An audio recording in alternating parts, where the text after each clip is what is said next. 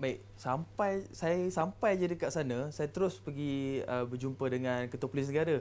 Niatnya sebab nak ambil gambar dengan dia lah sebagai tanda kenang-kenangan. Tapi sebelum saya dapat ambil gambar dengan dia, dia minta tolong saya untuk ambil gambar dia. Kata dia untuk dihantar kepada isterinya di rumah.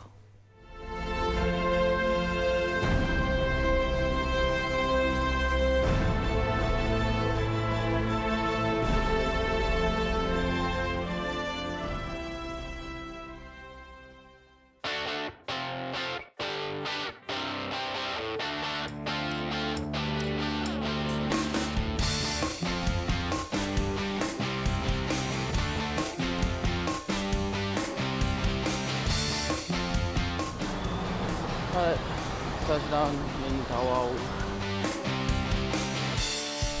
Saya teruja melihat pihak polis dan tentera mengadakan kawalan dan sekatan jalan raya. Keterujaan saya ini berdasarkan kepada kubu yang dibina di bahu-bahu jalan. Senjata automatik seperti M16 dan Steyr menambah keterujaan saya. Mula-mula saya sampai sana tu memang excited lah kan. Tapi lama-kelamaan saya sedar yang itu adalah kali pertama saya buat liputan di zon krisis. Dan itu bukan perkara suka-suka. Itu perkara serius. Kita mulakan dengan pertempuran di Kampung Tandua kira-kira 30 km dari Lahad Datu yang mengorbankan sekurang-kurangnya 2 anggota keselamatan negara.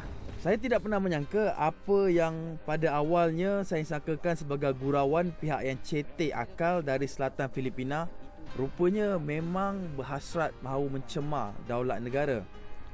Krisis pencerobohan di Lahad Datu memaksa kerajaan bertindak menghantar 5 batalion tentera.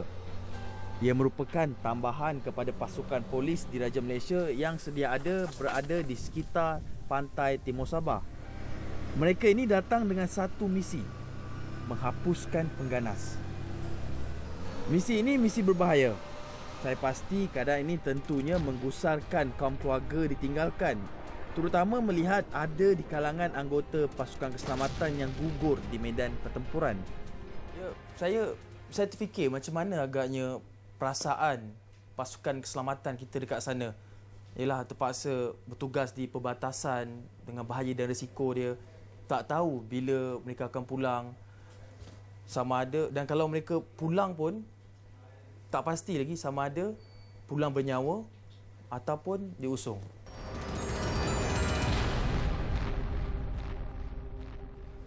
3 minggu. 3 minggu saya dekat sana, apa yang saya buat kena tunggu. Kebanyakan masa saya kena tunggu. Tunggu apa? Tunggu sidang media. Jadi satu hari tu saya dah bosan menunggu, so saya decide untuk pergi berjalan-jalan, pergi ke Dewan Pemindahan Penduduk. Jadi masa dalam perjalanan nak pergi ke Dewan Pemindahan Penduduk tu, saya nampak ada satu simpang masuk ke Kampung Tanjung Labian. Kampung Tanjung Labian tu salah satu kawasan di red zone.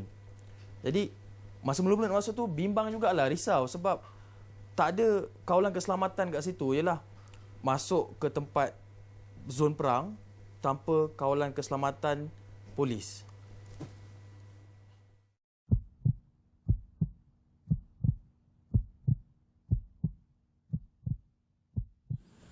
Baik, saya kini berada di Tanjung Labian di mana dipercayai berlakunya pertempuran di antara pasukan keselamatan juga pengandas Sulu, dan ini berdasarkan kepada rumah-rumah penduduk yang terbakar. Dan jika anda boleh lihat di sini beberapa kelongsong peluru juga ditemui di atas jalan, di mana saya percaya di sinilah berlakunya pertempuran yang saya sebutkan sebentar tadi. Namun keadaan di kampung ini jika anda boleh lihat lengang, kosong, tiada penduduk di sekitar sini.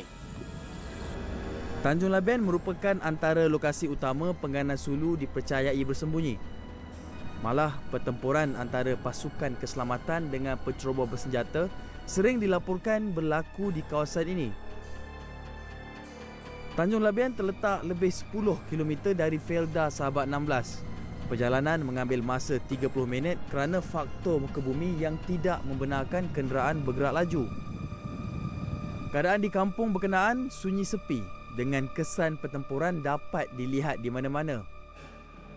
Keadaan kediaman yang tidak terurus membayangkan penghuninya meninggalkan rumah-rumah ini secara tergesa-gesa. Lepas ambil gambar semua, kami memang niat terus nak keluar sebab waktu tu memang gemetar sangat-sangat gemetar. Tapi masa kami lalu depan sekolah tu, tiba-tiba kami dengar ada orang jerit, "Keluar!" So keluar. Lepas tu perkara seterusnya yang kami tahu, kami kena baling dengan kelapa.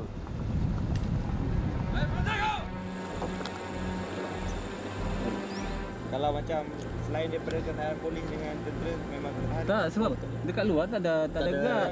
Nah, Ada. Kan jalan masuk tu memang kosong. So kita orang lalu, sepanjang kita orang lalu ni memang tak ada jumpa apa-apa pos. kalau depan Memang sampai sekarang tak boleh lupa. Nasib baik yang tahan saya tu askar kita. Kalau askar lain, macam mana? Pernah terfikir jugalah, mungkin itu hari terakhir saya bernafas. Memang lepas kena acus napang tu agak trauma sikit lah kan. Dan hari tu juga saya buat keputusan untuk keluar dari Felda Sahabat dan pergi ke Semporna. Saya ke Semporna dengan satu tujuan, untuk melawat lokasi di mana 6 anggota polis dibunuh dengan kejam di Kampung Simunul, Semporna. Setibanya di Pekan Semporna, saya terus menemui ketua kampung tersebut, Ramli Sariman, yang menjadi pemandu arah kami. Dia menunjukkan lokasi kejadian dan kami nampak sendiri kesan tembakan dan darah. Turut belum dibersihkan tumpukan darah organ dalaman salah seorang polis yang terbunuh. Lebih kurang lepas maghrib tu. Lepas maghrib itu masuk pukul 7, jam 7, saya terdengar letupan sekali, pup. Saya fikir barangkali ini mungkin satu, saya pun faham kan mungkin signal dia lah kan. Lepas tu dia tembak cak 3 kali. Lepas tu dengarlah letupan, balas membalas lah. Saya terus telefon saya punya bini, siapkan anak kita, keadaan tidak bagus. Tak seseram ke masuk kampung tu? Sepanjang masa meremang bulu roma.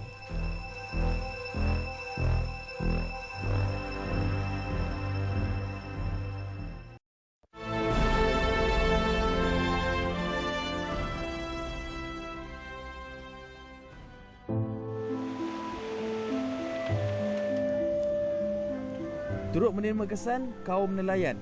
Mereka tidak dapat lagi turun ke pantai. Terputus rezeki. Saya sempat menemu bual salah seorang nelayan. Namanya Jadong. Pakcik Jadong ada 6 orang anak. Saya lihat sendiri dengan mata saya betapa sukarnya kehidupan Pak Jadong yang terputus punca rezeki. Setelah pihak berkuasa tidak membenarkan dia dan rakan-rakan nelayan lain turun ke laut. Semuanya atas faktor keselamatan. Nah, diam saja di sini. Tunggu saja macam marahan itu. Kerajaan macam mana. Kalau macam dia bilang, anda ada sudah macam ganas di sini kampung kita. Macam mana pendapatan tu? Nanti dia ada. Macam mana. Terus tidak ada. Habis itu. Tidak dapat sudah kan pergi laut. Nah, ini buah-buah kebun ini dia orang takut juga mengambil pergi sini. Kalau macam tua macam saya ini mana boleh kita kerja sawit lagi mana habis bukan kita. Sebenarnya bukan golongan nelayan je yang terkesan akibat daripada insiden percerobohan ni. Pada saya lah yang paling terkesan penduduk kampung. Sebab yang pertama, mereka ni terpaksa keluar dari rumah dalam keadaan tergesa-gesa selai sepinggang. Kedua, mereka terpaksa tinggal di Dewan Penempatan Sementara bersesak-sesak. Bukan sehari 2 tau. Sebulan, 2 bulan.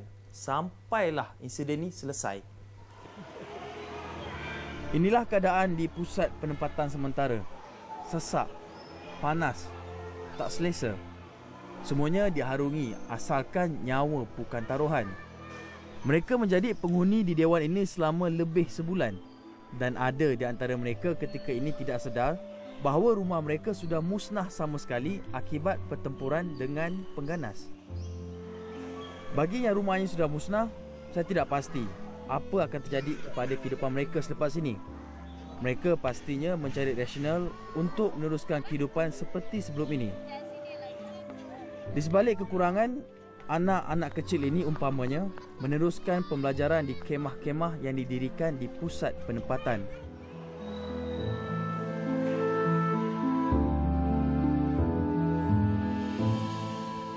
Jadi awak tinggal dalam dewan tu sesak-sesak jugalah dengan orang lain.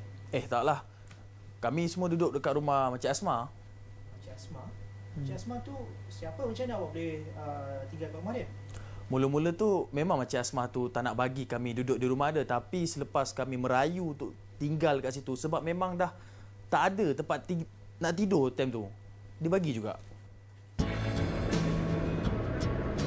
Sewaktu mula-mula tiba, tiada tempat tinggal. Hanya ada satu hotel di Firdaus Sahabat 16. Itu pun sudah penuh. Nasib baik ada seorang makcik yang baik hati bagi kami tinggal di rumah dia, walaupun terpaksa tidur di ruang tamu. Dia adalah Makcik Asmah. Makcik Asmah sememangnya sudah biasa menerima tetamu luar, memandangkan dia merupakan seorang peserta program Inap Desa. Namun sejak insiden pencerobohan bermula, Makcik Asmah membuka pintu rumahnya kepada pekerja kemanusiaan yang berkampung di Felda Sahabat. Tapi orang minta kesian. Jadi orang bilang orang tak ada tempat tinggal, tak ada tempat mandi. Jadi kesian juga kalau kamu mau datang sini, tinggal sini, makcik bagilah. Tapi bayar jugalah.